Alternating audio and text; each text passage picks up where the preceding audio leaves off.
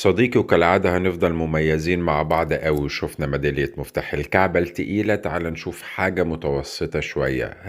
ركز، ده عقيق ولا روز كوارتز؟ ركز تاني علشان جمال الحجر ده مش هتفهمه هو عقيق ولا روز كوارتز، لكن هو عقيق يا صديقي. والميدالية المرة دي تحفة وزي القمر بأوزان 30 جرام. مهم جدا يا صديقي ان اقول لك ان الاوزان عندي تقريبية، يعني 30 جرام دي ممكن تستلمها 31، ممكن تستلمها 29 جرام. المهم في النهاية أنا ببيع لك بالقطعة مش بالجرام. مهم كمان تعرف إن لما هصمم لك ميدالية هصمم لك ميدالية على أكمل وجه، يعني البورتكليه ده من أفضل وألطف البورتكليهات اللي ممكن تحط فيها مفاتيحك لحد مفاتيح العربية، مش المدورة بتاعت زمان. ولطفته إنك بتفك الكرة دي اللي معمولة بسن كويس جدا وبتحط مفاتيحك وبتربط الكرة تاني، علشان دي نقطة واجهتني في ميدالية الكعبة. الناس فكرتها من غير حلقة أصلا، فمعايا لازم تكون مميز جدا وشيك